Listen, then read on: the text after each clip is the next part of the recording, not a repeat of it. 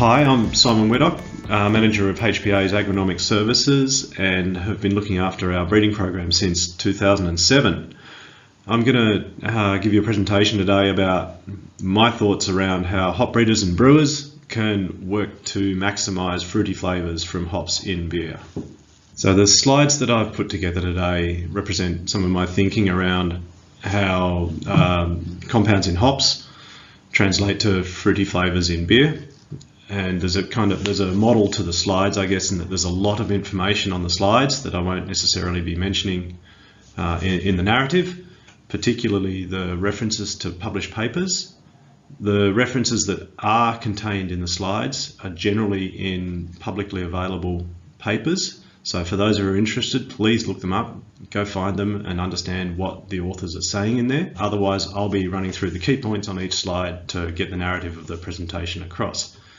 So there are a number of compounds produced by hops that result in different flavour traits in beer. There are several classes of compounds that create fruity flavours.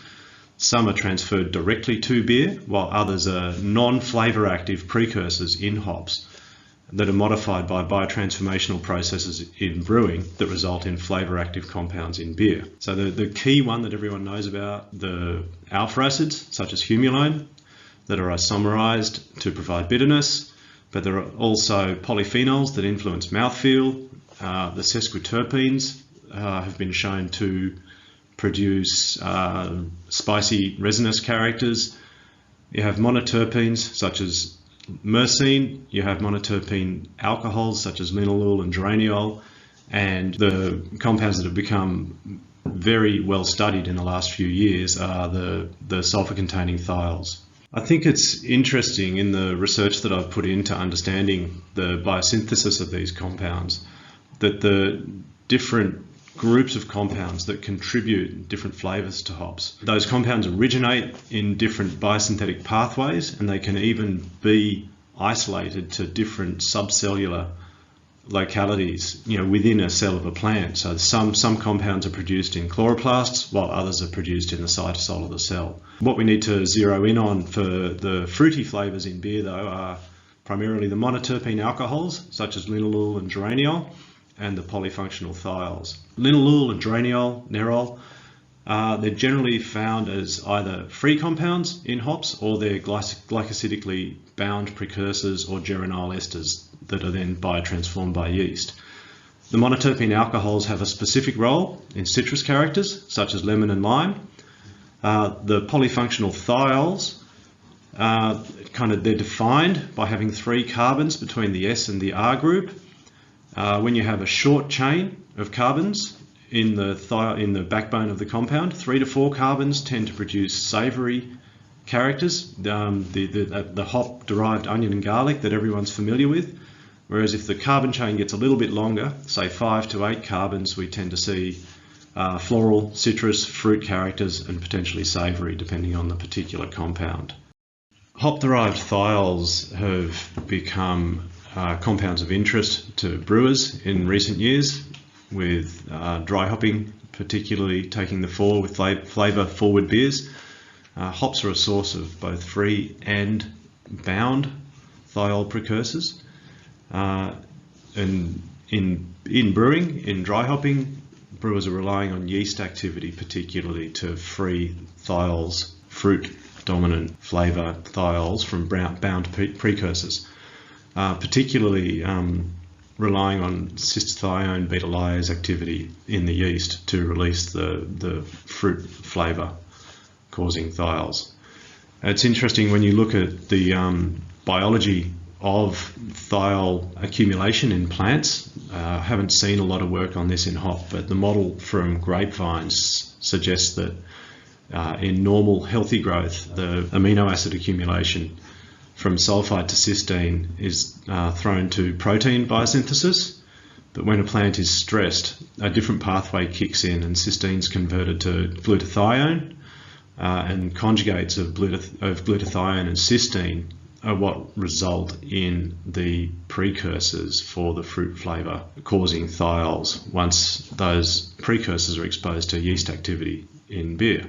From our own work and researching the literature, it appears that there's a fairly clear sequence of accumulation of flavour-active metabolites as a hop crop matures. We first see maximal accumulation of perennial flavonoids, then beta acids, then alpha acids, sesquiterpenes, and monoterpenes in a time series as the hop crop matures. Originally, I wrote this so that the free thiols were probably the last to accumulate. There was some evidence from some researchers in Japan that suggested that was so, but I've since seen some later research that suggests that the accumulation of thiols and their precursors may not be as time dependent as the banner at the bottom of this slide suggests. At HPA, what we actually measure in the run up to pre-harvest are comb weights, alpha acids, beta acids, essential oils, and the actual dry matter of the hop cones. We measure how much moisture there are in the hop cones as they mature. We typically start in mid-February, and we'll continue monitoring fields right through to the end of harvest. And when you plot those up on a time series, you can see the metabolites, the alpha acids, beta acids accumulate earlier than do the oil content. And the key one for a hop grower, and it's indirectly important for brewers, is the cone weight. The cone weight peaks earlier than does the essential oil, and that peak of cone weight basically translates to the maximum yield that we can obtain from that variety in that season. As a hop grower, we're juggling, we're making a judgment call as to what the best bet between maximum metabolite accumulation and maximum yield is to be able to supply brewers with the most flavour potential and of the highest quality. The hop variety that everyone seems to want to know about these days for me is Eclipse, the maturity and metabolite accumulation of Eclipse. So we see the maximum oil accumulation for Eclipse occur in late March. It's got an oil profile that's very similar to Galaxy in that it is dominated by monoterpenes, so myrcene particularly. There are very, very low levels of sesquiterpenes in there. There's no humulene, or very little humulene, and very little caryophyllene. Flavour-active compounds from the literature that are known to create a sweet mandarin flavour, linalool, pinene, limonene, they're all monoterpenes. And we've got decadienal and octanal as well in the list. So it's likely that compounds like that occur in hops from the variety Eclipse and produce the mandarin flavour in beer that we see. Through the development phase of this variety, we've observed that sweet mandarin, sweet orange flavour in both kettle hopped and dry hop beers, suggesting that biotransformation may not necessarily be essential to get that character from Eclipse hops, but it's undeniable that biotransformation may play a role in maximising the intensity of flavour observed in some dry hop beers using Eclipse. Thanks for listening. Stay with us for a live Q&A, and I'm looking forward to answering your questions. G'day. Thanks for tuning in and hearing a few thoughts on how to maximise hop flavour in beer. I'm Owen Johnston, Head of Sales and Marketing here at HPA, and joining me today is Dr. Simon Whittick and a very special guest, Tim Matthews. Great to be here. Thanks, OJ. Tim is a 13-year veteran with Oscar Blues, but now he holds the lofty title of Vice President of Global Brewing at Kaneki, where his focus is on improving everything from product innovation, raw material sourcing, and improving the connection between brewers and growers. So, Tim, again, welcome and thanks very much for joining us today. It's always a pleasure, OJ. Thanks for having me. Simon is head of our agronomic services and leads up our breeding program. Well qualified for the role before taking it, as he holds a PhD in quantitative genetics, originally in eucalypts? Tree breeding. Yeah. Tree breeding, yeah, there you go. So here in Tasmania, we don't just grow hops, we also grow a lot of trees. Now, having led our program for 13 years. 13 years, everyone's here for 13 years, that's great. Simon is well qualified to call himself an expert on hop breeding and hop biochemistry and the juicy topics we're going to talk about today. Thanks for making yourself available in the middle of harvest. Thanks, AJ.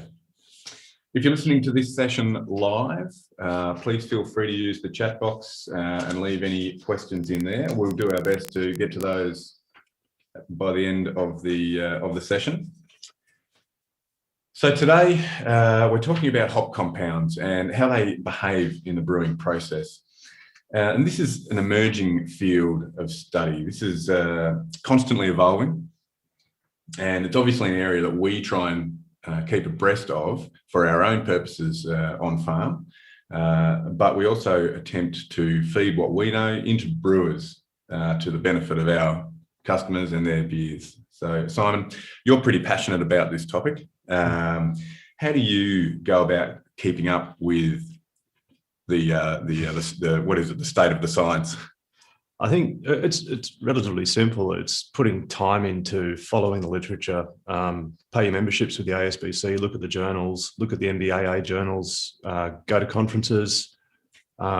If you're really, really keen and you really want to learn, get involved in a research project and work on some published research. You learn a heap doing that process. We still have, from our perspective, we still have research linkages out there with the universities. We're not actively funded at the moment, but we still have manuscripts in preparation and things like that. Great. Yeah. So the last phase of our linkages with universities and research institutes is still coming to a conclusion. Yeah, and we've got other projects in preparation as well. They're not funded yet. Yeah, exciting, and we'll be sure to bring those into our communications with brewers when Simon's ready. When we get them done. So the presentation we watched just now is basically a demonstration of what we understand is going on in the hop plants, what we think we know about how we can maximise the flavour potential of our hops. Tell me how some of this influences our decisions on farm. So we have, I guess it feeds back at multiple levels. So the first level that I face, we do use some of these inferences to look at the plants in our breeding program and make decisions around which ones to select or bring forward. I think the primary tool we have here is GCMS data from the hop oil, it's imperfect, but I think there are clues there based on the information that has been developed over the last 10 years or so. You can use that as a guide.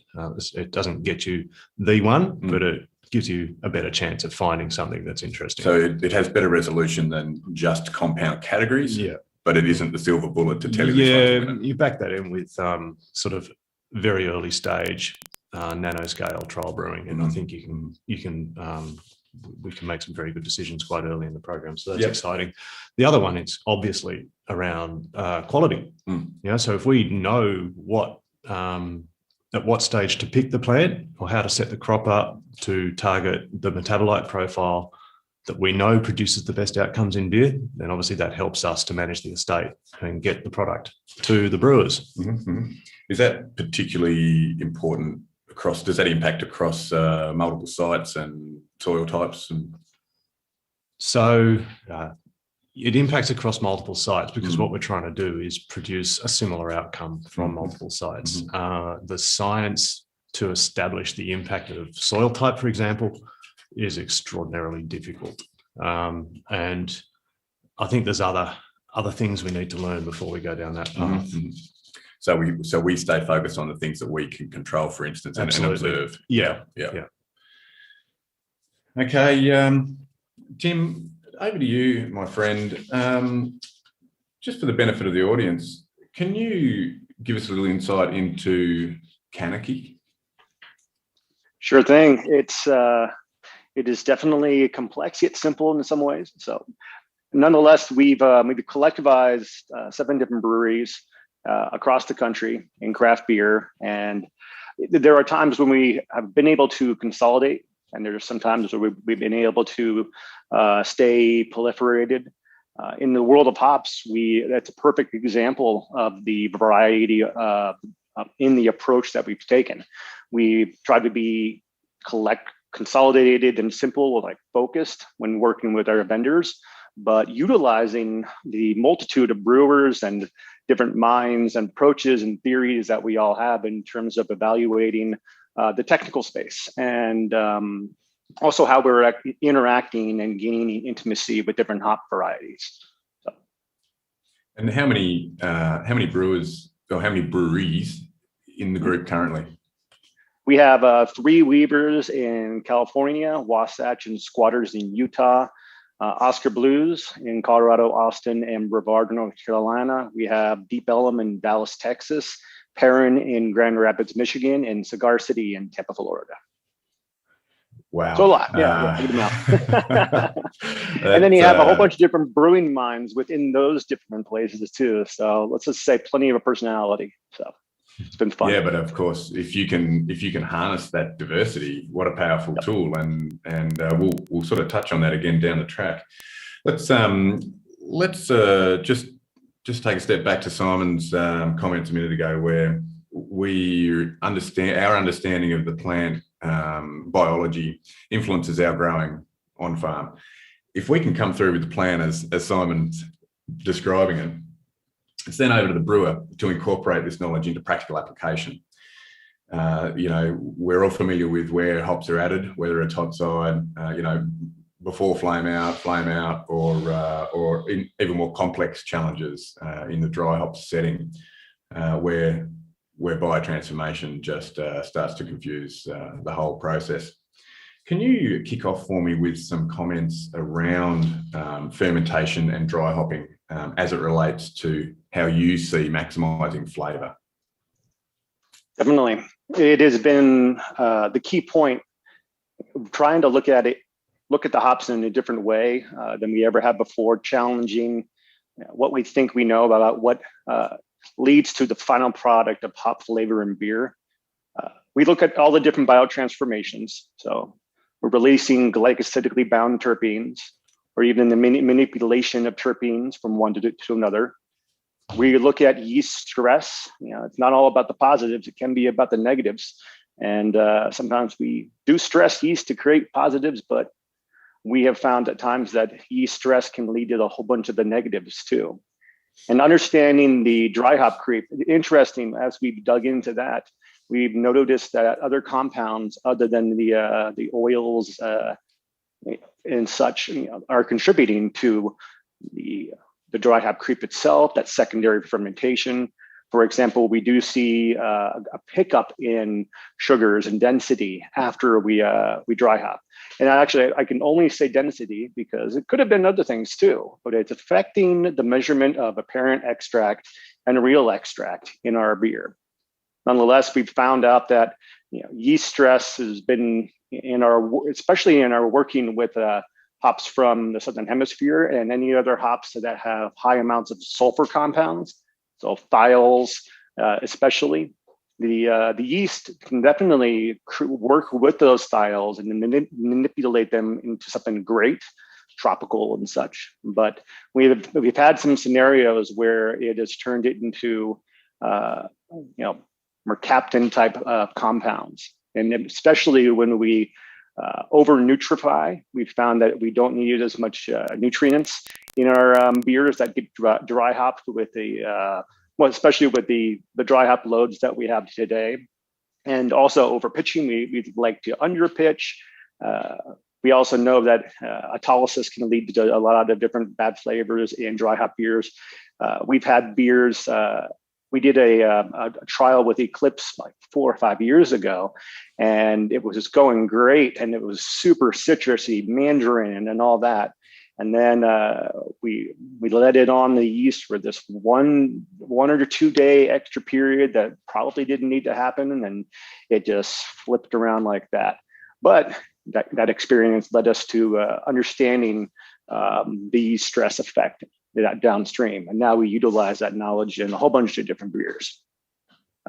It's an interesting commentary though, isn't it? Because of course, like if you flip that around to generation of yeast esters in certain specific beer styles, yeast stress does play an important role. So, you talk about negative outcomes, but you have to actually investigate those to find out And that's the important part. We now know, or you're saying that you guys now know that over nutrification or over or under pitching, and obviously poor yeast health in general, might affect your consistency of your dry hop outcomes. And certainly in the early part of my career, dry hopping was effectively this black box process because some of this investigation hadn't been done. So we're all wondering why our dry hop outcomes are always different. So it's really, for me, it's really satisfying to hear your insights there in the role of yeast health, as well as the obvious things about timing and pH control and these sorts of things. But yeast health playing a big role in hop-derived flavour outcomes.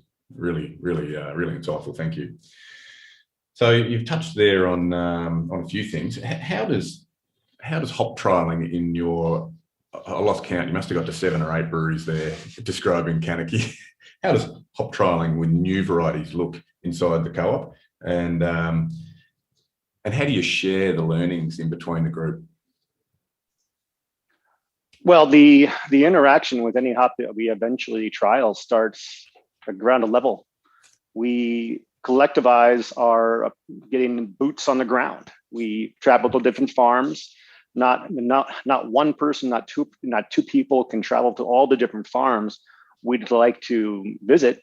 And especially you can travel there, but how do you really engage it? So we divide and conquer amongst us. We have 5 people in the group that really focus on it and are extensively involved in the hopping industry, working with groups, working with our brokers, and also working with the groups like the Hop Quality Group in various capacities and such. But in those environments, we come to have these discussions with growers and breeders, and when it's in the field, we learn about it there, and it's all part of this validation process. It starts in the field, and then it works to the kiln, and then the conditioning pile, and then in the cut downstream. And that takes up to 2 to 3 years sometimes before we, in talking with the breeder and the different vendors, how they what they need next. At that point, we look at we have various levels and size different brewing from 3 barrel on up to 15 barrel that we can evaluate a hop. But we'll look at the hop, discuss the look at the analytics too. It gives us a good guide, but eventually we want to brew with it. And when we do brew with it, we make sure we have, and we communicate the entire brewing process. We try to obtain all the controls, so all the methodology that we can possibly have, and we communicate it back. And then tons of sensory. Eventually, we want to see the repeatability. So just one box, one crop, that's usually not enough. I think that's something shared by most people involved in this process.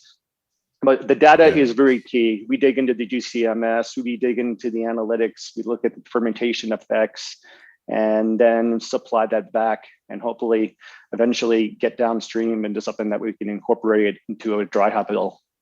So I'd say you've touched on a very pertinent point for us. That validation is a key word, especially with new hop varieties, but also consistency. And from the farm perspective, we talk about consistent agronomic expectations, consistent yields, consistent performance in beer, and this feedback loop, as you describe it, Tim, between year-on-year sensory, meshing that in with our understanding of how the season has gone, for instance, helping us. I think we're very mutually aligned between grower and brewer in a mutually beneficial outcome at that point, because consistency is important for both of us.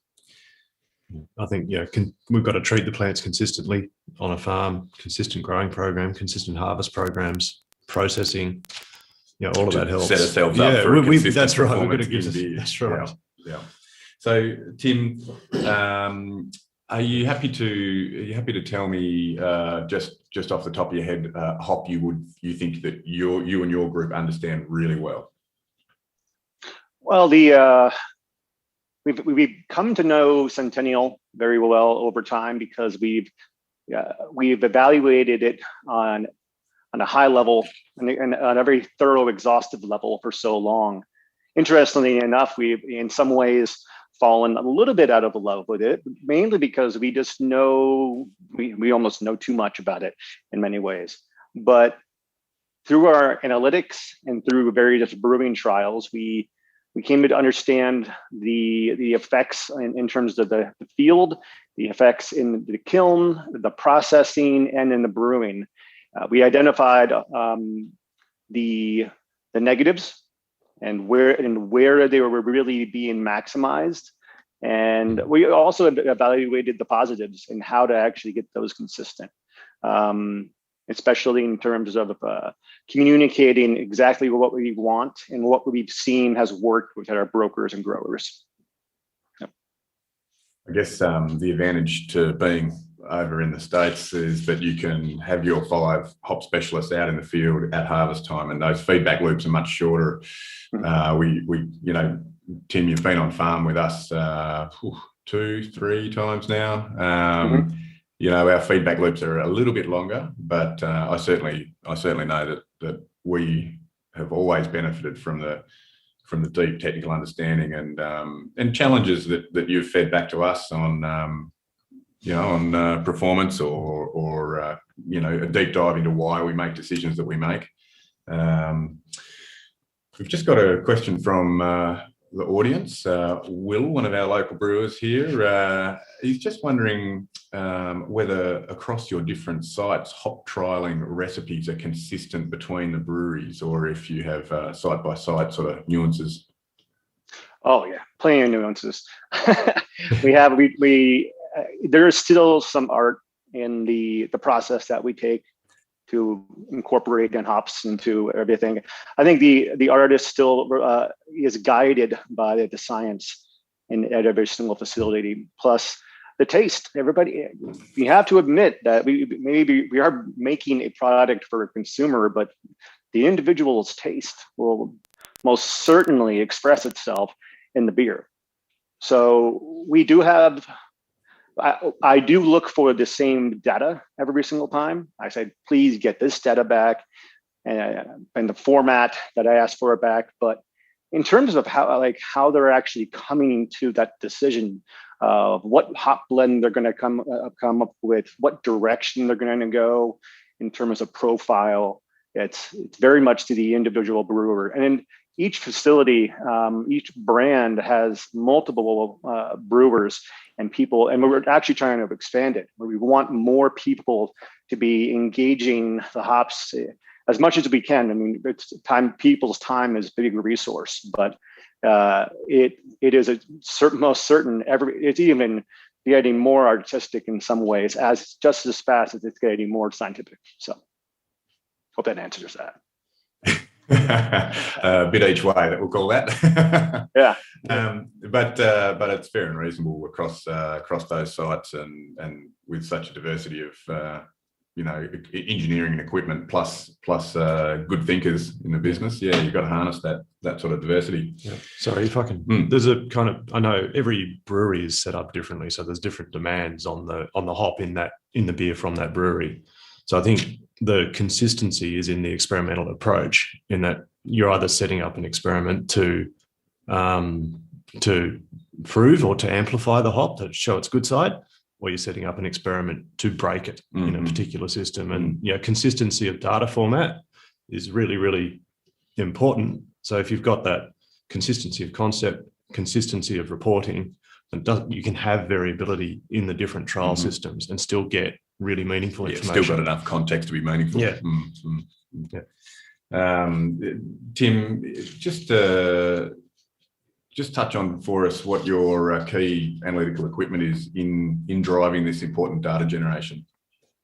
The batch-to-batch analytics that we do use are, we look at extract, do a densitometer, we use an alkalizer, of course, for the alcohol. We use photometric analysis for some basic fermentation, you know, BDKs and acetaldehyde. Acetaldehyde is also a key indicator of yeast stress for us, and we use that as a way. It does not jive with hop flavor, I can tell you that. But ultimately, the the GCMS with some solid phase micro extraction. We've been getting to know that machine over the last couple of years. We use it to get fingerprints of hops. So we're not looking, because we don't have a target amount of anything, but the entire spectrum of what that hop delivers on the chromatograph, it is the chromatograph, whatever the term is, is we overlay it year to year to year, and we start getting an idea of what varies, and also how certain hops, what they have and what others lack. So we've been formulating recipes by filling in the blanks and such too. Yep. Simon, does that resonate with you, the way overlaying year on year, whether it's GCMS, SPME technology or potentially your 2D GC, is the overlay and the differences? Yeah. Does that resonate with you? Yeah, absolutely. I think it definitely does. It's important for us. We had that conversation around consistency, so we can use these fingerprints to look at consistency between sites or between seasons. The other element that I think is going to come is these metabolite data sets are relatively new. It's not that long that we've been dealing with these really big, really complex data sets, and that type of data has some particular characteristics. And there's going to be a lot of power when someone actually works out how to put these things together and visualize it properly. So it sounds like Tim's doing a grand job overlaying chromatograms year on year. That's a lot of work. Mm-hmm. It's not necessarily easy to interpret, but if someone can come up with a way to sort of simplify it and a bit of code, some smart stats to really show you what's changing and break that down. That's right. And there might still be some sort of heuristic in the middle, which is like when we see this difference year on year, we know the Centennial profile is going toward more to the floral than the citrus. There might still be some use of your brain required. But that's right. At least you'll have the lead indicators from a data-driven perspective to be able to maybe forecast how a hop's going to perform. Definitely. So, Tim, you've been in the game now for a while. Has your approach to managing hops and seeking hop impact in beer changed over your journey?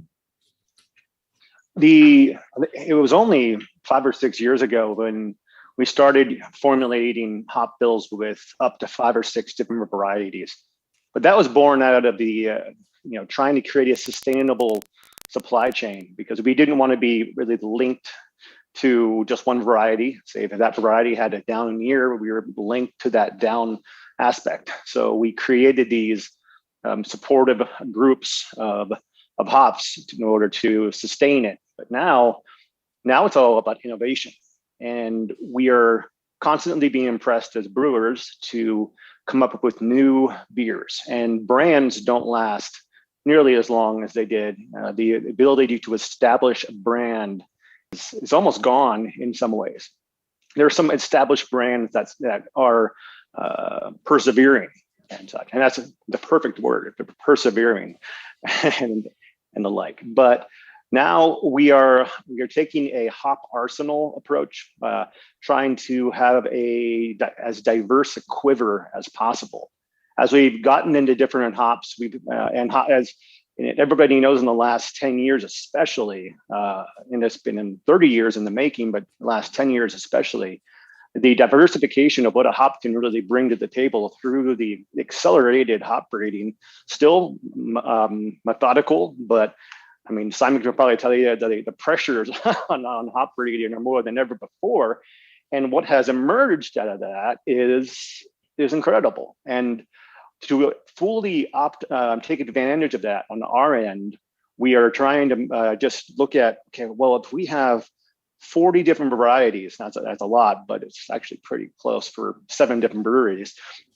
Out of this, we can always create a unique IPA or a unique pale ale or a unique pilsner. And it does mean that we're not going to, when we want to focus on one variety, it's going to take some manipulation of our positions with our brokers and vendors, but there's always a way if we're able to have this palette of hop flavor in order to construct beer flavor. So you've basically got I kind of feel like I'm picking up two themes there. The hop arsenal allows you to innovate and not simplify, but at least the supply chain and your innovation pipeline are matched, and you can, like you say, you can take whatever marketing is feeding in or whatever creative license the brewers have got, and you can use those 40 plus varieties to come up with something unique. Yeah. But I'm also picking up that with a hop arsenal approach, you're also, for those brands that are persevering, perhaps you have some recipe flex in them so that you can year on year still adjust. If you've overlaid your GCMS data and you're seeing your Centennials up, maybe there's in this arsenal approach, you've got that flexibility to just shift the hop grists and to make sure that complements the best outcome for maximising hop flavour in those beers. Have I gone too far with that sort of second theme there? No, that's that is very much an approach we've used. For example, Dale's Pale Ale has swapped around hops 3 times in the last 6 years. We still focus on a target profile, but we're not married to a variety of these. We're married to a profile, and I think you can obtain that profile through some kind of rearrangement occasionally, as long as you understand the hop and as long as you engage the hop. No, I think that's a fantastic approach, and certainly, in my own personal experience, I've had beers that have been dead in the water because I've been too staunch to flex the hop bill in them. So when the European crops in 07 and 8, for instance, were doing it tough, my beer was doing it tough, because I was too pig-headed to flex. So I really, again, I appreciate those comments. Guys, we're going to wrap up. Tim, thank you so much for your contribution. It's been a really enlightening chat. I've certainly learned a lot. Simon, again, thanks for making yourself available at a very busy time of the year. Tim, we look forward to welcoming you back on the HPA farms as soon as we can make that happen. I can't wait to get back down. So it's one of the many trips I just can't wait to get out of Colorado for. So yeah, until then. Yeah. Brilliant. Thank you. Thanks, Tim. A huge thank you to everyone who was part of this session. If you missed some of the action because you couldn't understand our Aussie accents, a recording will be uploaded to hops.com.au/virtual-harvest. For further information, please email info@hops.com.au, and we hope to welcome you all on farm again soon.